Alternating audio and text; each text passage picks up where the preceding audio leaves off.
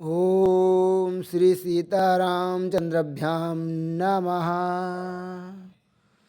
श्रीमद्वाल्मीकि रामायणम बालकांडम प्रारंभ। प्रथमा सर्गः। प्रथम सर्ग में श्री नारद मुनि जी द्वारा श्री वाल्मीकि मुनि को संक्षेप में श्री रामचरित्र को सुनाने का वर्णन किया गया है। प्रथम सर्ग के श्लोक 1 से श्लोक 100 तक का हिंदी में भावार्थ प्रस्तुत है।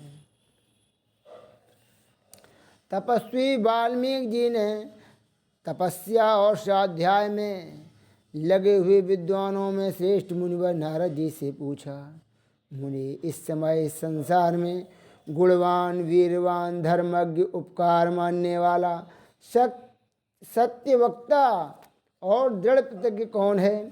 सदाचार से युक्त, समस्त प्राणियों का हित साधक, विद्वान, सामर्थ्यशाली और एकमात्र प्रियदर्शन सुंदर पुरुष कौन है?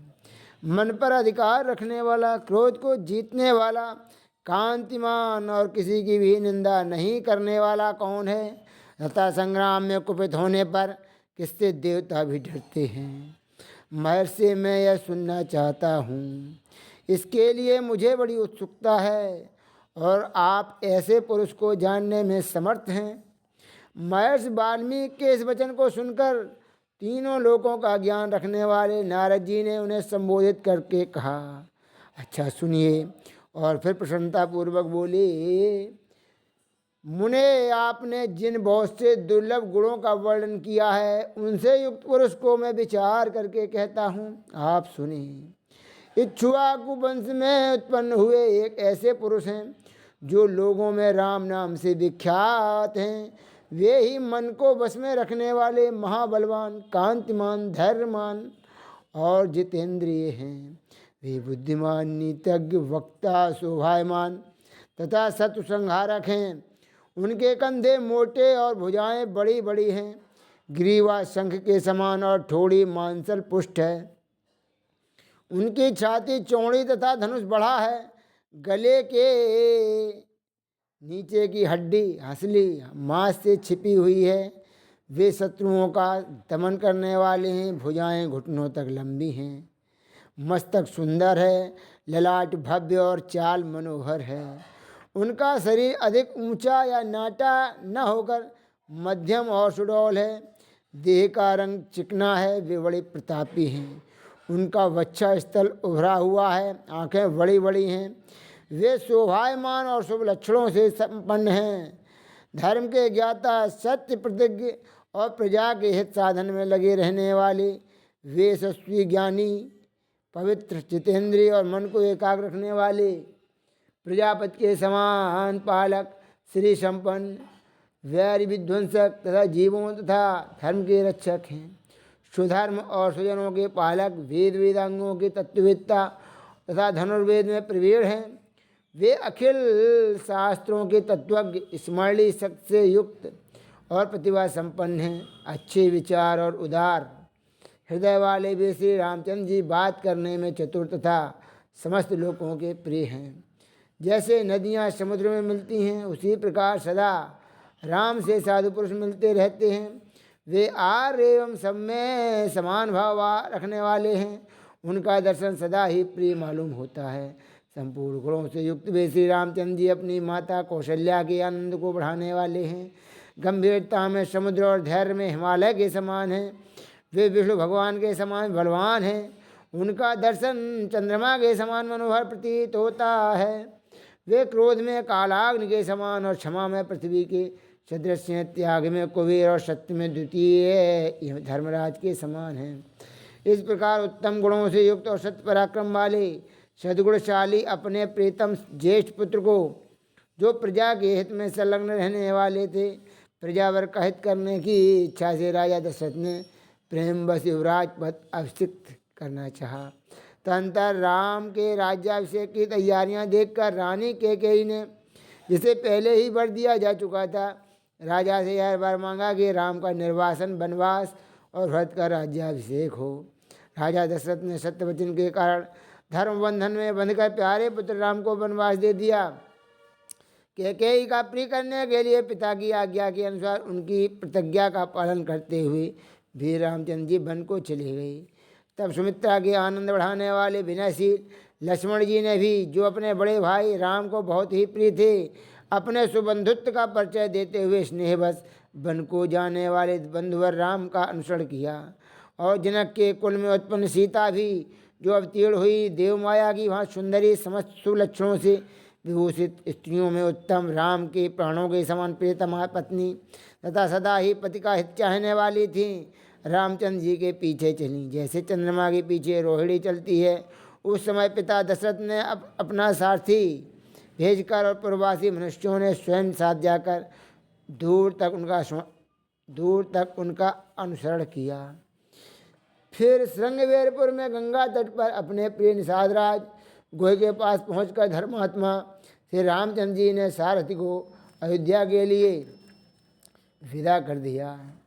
निषादराज गुह लक्ष्मण और सीता के साथ राम ये चारों एक वन से दूसरे वन में गए। मार्ग में बहुत जलों वाली अनेकों नदियों को पार करके भरद्वाज के आश्रम पर पहुँचे और गुह को वहीं छोड़ भरद्वाज मुनि की आज्ञा से चित्रकूट पर्वत पर गए। वहाँ वे तीनों देवता और गंधर्वों के समान वन में नाना प्रकार की लीलाएं करते हुए एक रमणीय पर्णकुटी बनाकर उसमें आनंद से रहने लगे। राम के चित्रकूट चले जाने पर पुत्र शोक से पीड़ित राजा दशरथ उस समय पुत्र के लिए उसका नाम लेकर विलाप करते हुए स्वर्गगामी हुए। उनके स्वर्गमन के पश्चात वशिष्ठ आदि प्रमुख ब्राह्मणों द्वारा राज्य संचालन के लिए नियुक्त किए जाने पर भी महाबलशाली वीर भरत ने राज्य की कामना न करके पूज्य राम को प्रसन्न करने के लिए वन को ही प्रस्थान किया। वहाँ पहुंचकर सद्भावना युक्त भरत जी ने अपने बड़े भाई सत्य पराक्रमी महात्मा राम से याचना की और यूँ कहा, धर्म की आप ही राजा हों। परंतु महान यशस्वी परम उदार प्रसन्न मुख महाबली राम ने भी पिता के आदेश का पालन करते हुए राज्य की अभिलाषा न की और उन भरताग्रज ने राज्य के लिए न्यास चिन्ह रूप में अपनी खड़ाऊं भरत को देकर उन्हें बार बार आग्रह करके लौटा दिया। अपनी अपूर्ण इच्छा को लेकर ही भरत ने राम के चरणों का स्पर्श किया और राम के आगमन की प्रतीक्षा करते हुए वे नंदीग्राम में राज्य करने लगी। भरत के लौट जाने पर सत्यप्रतिज्ञ जितेंद्रिय श्रीमान राम ने वहाँ पर पुनः नागरिक जनों का आना जाना देखकर उनसे बचने के लिए एकाग्र भाव से दंडकारण्य में प्रवेश किया। उस महान वन में पहुँचने पर कमल लोचन राम ने विराध नामक राक्षस को मारकर सर्वभंग सुतिक्षण अगस्त मुनि तथा अगस्त के भ्राता का दर्शन किया। फिर अगस्त मुनि के कहने से उन्होंने इंद्रधनुष, एक खंग और 2 तूड़ीर जिनमें बाण कभी नहीं घटते थे प्रसन्नतापूर्वक ग्रहण किए। एक दिन वन में वनचरों के साथ रहने वाले श्री राम के पास असुर तथा राक्षसों के वध के लिए निवेदन करने को वहाँ के सभी ऋषि आए। उस समय वन में श्री राम ने दंडकारण्यवासी अग्नि के समान तेजस्वी उन ऋषियों को राक्षसों के मारने का वचन दिया और संग्राम में उनके वध की प्रतिज्ञा की।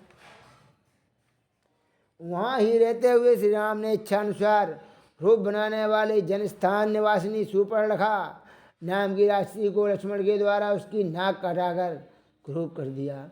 तब सुपर्णखा के कहने से चढ़ाई करने वाले सभी राष्ट्रों को और खरदूषण तिसरा था उनके पृष्ठपोषक असुरों को राम ने युद्ध में मार डाला। उस वन में निवास करते हुए उन्होंने जनस्थानवासी 14,000 राष्ट्रों का वध किया। तदनंतर अपने कुटुंब का वध सुनकर रावण नामक राक्षस क्रोध से मूर्छित हो उठा और उसने मारीच राक्षस से सहायता मांगी। यद्यपि मारीच ने यह कहकर कि रावण उस बलवान राम के साथ तुम्हारा विरोध ठीक नहीं है, रावण को अनेकों बार मना किया, परंतु काल की प्रेरणा से रावण ने मारीच के वाक्यों को टाल दिया और उसके साथ ही राम के आश्रम पर गया। मायावी मारीच के द्वारा उसने दोनों राजकुमारों को आश्रम से दूर हटा दिया और स्वयं राम की पत्नी सीता का अपहरण कर लिया। जाते समय मार्ग में विघ्न डालने के कारण उसने जटायु नामक गिद्ध का वध किया। तत्पश्चात जटायु को हाथ देखकर और उसी के मुख से सीता का हर्ष सुनकर रामचंद्र जी शोक से पीड़ित होकर विलाप करने लगे। उस समय उनकी सभी इंद्रियां व्याकुल हो उठी थीं। फिर उसी शोक में पड़े हुए उन्होंने जटायु गीधराज का अग्नि संस्कार किया और वन में सीता को ढूंढते हुए कबंध नामक राक्षस को देखा, जो शरीर से विकृत तथा भयंकर दिखने वाला था। महाबाहु राम ने उसे मारकर उसका भी दाह किया। अतः वह स्वर्ग को चला गया। जाते समय उसने राम से धर्मचारिणी सबरी का पता बतलाया और कहा, रघुनंदन आप धर्मपरायण सन्यासिनी सबरी के आश्रम पर जाइए। शत्रुघ्न महान तेजस्वी दशरथ कुमार राम सबरी के यहाँ गए। उसने इनका भली भांति पूजन किया। फिर वे पंपासर के तट पर हनुमान नामक वानर से मिले और उन्हीं के कहने से सुग्रीव से भी मिल किया। तदंतर महाबलवान राम ने आज से ही लेकर जो कुछ हुआ था वह और विशेषता सीता का वृत्तांत सुग्रीव से कह सुनाया। वानर सुग्रीव ने राम की सारी बातें सुनकर उनके साथ प्रेम पूर्वक उनको साक्षी बनाकर मित्रता की। उसके बाद वानर राज सुग्रीव ने स्नेहवश वाली के साथ वैर होने की सारी बातें राम से दुखी होकर बतलाईं। उस समय राम ने वाली को मारने की प्रतिज्ञा की। तब वानर सुग्रीव ने वहाँ वाली के बल का वर्णन किया, क्योंकि सुग्रीव को राम के बल के विषय में बराबर लंका बनी रहती थी। क्योंकि सुग्रीव को राम के बल के विषय में बराबर शंका बनी रहती थी। राम के प्रतीत के लिए उन्होंने दुंदुभि दैत्य का महान पर्वत के समान विशाल शरीर दिखलाया। महाबली महाबाहु श्री राम ने तनिक मुस्कुराकर उस समूह को देखा और पैर के अंगूठे से उसे 10 योजन दूर फेंक दिया। फिर एक ही महान बाण से उन्होंने अपना विश्वास दिलाते हुए 7 ताल वृक्षों को और पर्वत तथा रसातल को बांध डाला। तदंतर राम के इस कार्य से महाकवि सुग्रीव मन ही मन प्रसन्न हुए और उन्हें राम पर विश्वास हो गया। फिर वे उनके साथ किष्किंधा गुहा में गए। वहाँ पर सुवर्ण के समान पिंगल वर्ण वाले वीरवर सुग्रीव ने गर्जना की। उस महानाद को सुनकर वानर राज वाली अपनी पत्नी तारा को आश्वासन देकर तत्काल घर से बाहर निकला और सुग्रीव से भिड़ गया। वहाँ राम ने वाली को एक ही बाण से मार गिराया। सुग्रीव के कथनानुसार उस संग्राम में वाली को मारकर उसके राज्य पर राम ने सुग्रीव को ही बिठा दिया। तब उस वानर राज ने भी सभी वानरों को बुलाकर जानकी का पता लगाने के लिए उन्हें चारों दिशाओं में भेजा। तत्पश्चात संपाति नामक गिद्ध के कहने से बलवान हनुमान जी 100 योजन विस्तार वाले 4 समुद्र को कूदकर लांग गए। वहाँ रावण पालित लंकापुरी में पहुंचकर उन्होंने अशोक वाटिका में सीता को चिंतामग्न देखा। तब उन विदेह नंदिनी को अपनी पहचान देकर राम का संदेश सुनाया और उन्हें सांत्वना देकर उन्होंने वाटिका का द्वार तोड़ डाला। फिर 5 सेनापतियों तथा 7 मंत्री कुमारों की हत्या कर वीर अक्षय कुमार का भी कचूमर निकाला। उसके बाद वे जानबूझकर पकड़े गए। ब्रह्मा जी के वरदान से अपने को ब्रह्मपाश से छूटा हुआ जानकर भी वीर हनुमान जी ने अपने को बांधने वाले उन राक्षसों का अपराध स्वेच्छानुसार सह लिया। तत्पश्चात मिथिलेश कुमारी सीता के स्थान के अतिरिक्त समस्त लंका को जलाकर वे महाकवि हनुमान जी राम को प्रिय संदेश सुनाने के लिए लंका से लौट आए। अपरिमित बुद्धिशाली हनुमान जी ने वहाँ जा महात्मा राम की प्रदक्षिणा करके यूँ सत्य वचन निवेदन किया, मैंने सीता जी का दर्शन किया है। इसके अनंतर सुग्रीव के साथ भगवान राम ने महासागर के तट पर जाकर सूर्य के समान तेजस्वी बाणों से समुद्र को क्षुब्ध किया। तब नदीपति समुद्र ने अपने को प्रकट कर दिया। फिर समुद्र के ही कहने से राम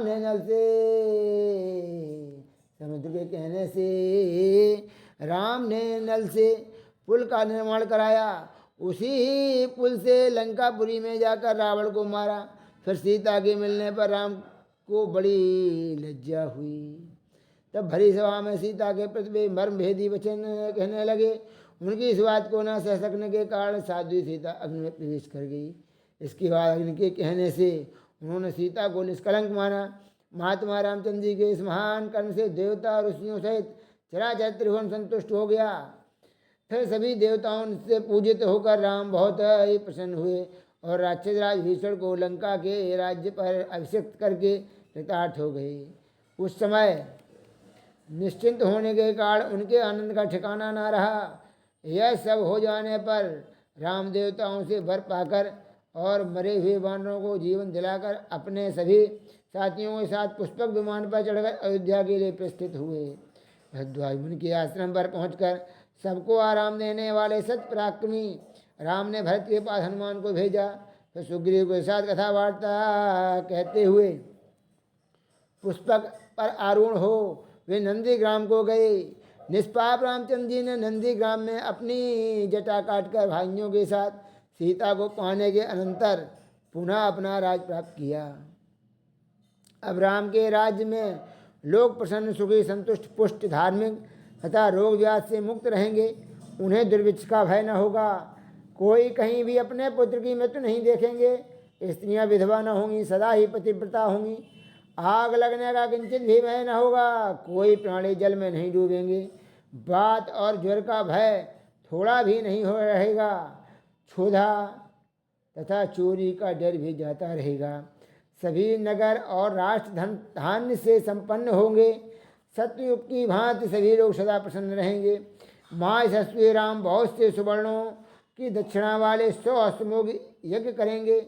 उनमें विधिपूर्वक विद्वानों को 10,000 करोड़ 1 खरब गौ और ब्राह्मणों को अपरिमित धन देंगे और सौगुने राजवंशों की स्थापना करेंगे।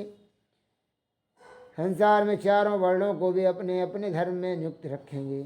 फिर 11,000 वर्षों तक राज करने के अनंतर श्री रामचंद्र जी अपने परम धाम को पधारेंगे। वेदों के समान पवित्र पाप नाशक और पूर्णमय इस रामचरित्र को जो पढ़ेगा वह सब पापों से मुक्त हो जाएगा। आयु बढ़ाने वाली इस रामायण कथा को पढ़ने वाला मनुष्य मृत्यु के अनंतर पुत्र पौत्र तथा अन्य परिजन वर्ग के साथ ही स्वर्गलोक में प्रतिष्ठित होगा।